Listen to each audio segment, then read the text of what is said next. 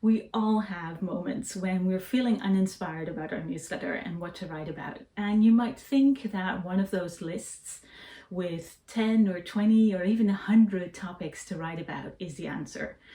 But really, those lists are boring and they will not help you to keep feeling inspired and motivated about your small business newsletter.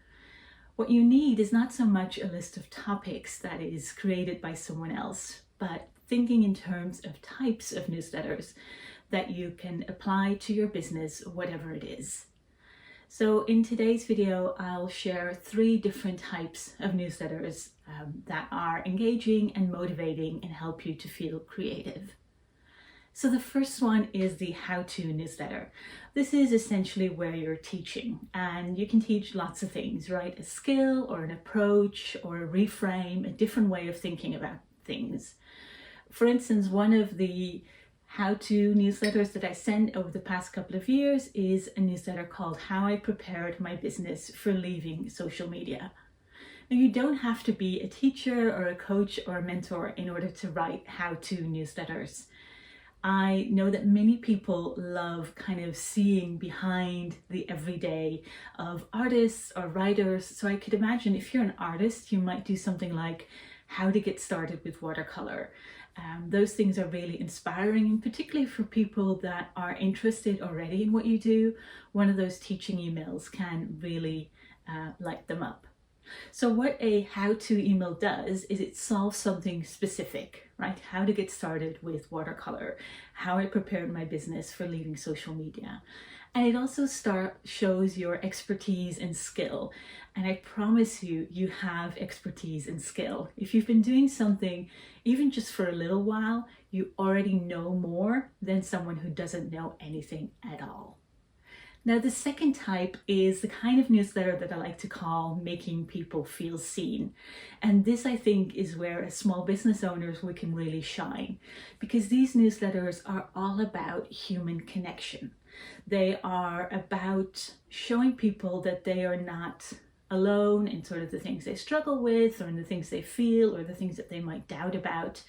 It's essentially thinking about experiences and stories as universal, because I think many, if not all, of the things that we experience are universal.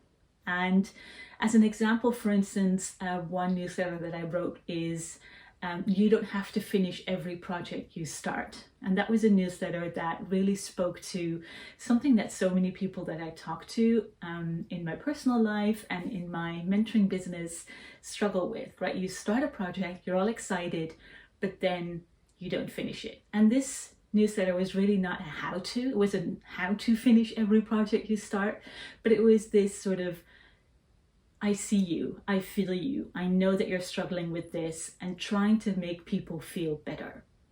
So what a feeling seen email does is it builds trust and community, and it allows you to show something of you without necessarily bearing all or being super personal if you don't want to. Now, the third type of newsletter is one that I know many of you probably dread. It's the sales email. And sales emails might feel really big or massive or not for you or scary. But a sales email is basically just an email, just a newsletter where you're inviting people to check something out. It's nothing more, nothing less. And you don't have to be or act or speak other than you are already.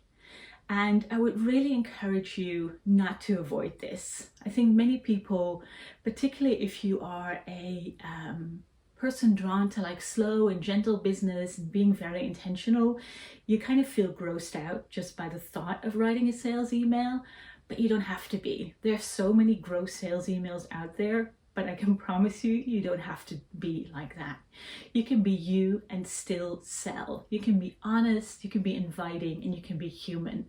So I would really love to urge you to not avoid this, because if you're running a business, your newsletter can be such an important channel or platform to making sales, and you deserve to make sales. You're putting magic out into the world, and the world needs to see it.